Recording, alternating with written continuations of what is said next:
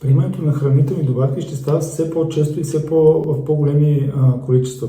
Това е по няколко причини. Първата причина е изявените дефицити, които имаме вече хората на витамини и минерали. Само с хранене не успяваме да ги оптимизираме нивата на тези витамини и минерали, които са дефицитни, затова се налага да приемем като хранителна добавка. Втората причина е, че ако имаш дефицити, които са свързани с храносмилателния процес, ензими, без да си добавиш отвънка тези ензими, ти няма да имаш ефективен храносмилателен процес. При антиейджинг концепцията се използват определени природни съставки в такова количество, което в природата ги няма в съответната храна или източника, от който са открити. И едва само във формата на хранителна добавка може да се достигне това количество, което е клинично ефективно.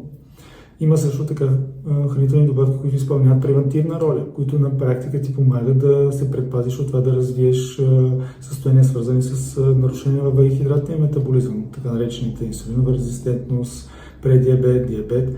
Така че всъщност благодарение на тези хранителни добавки ти можеш да се предпазиш от това да развиеш тези състояния.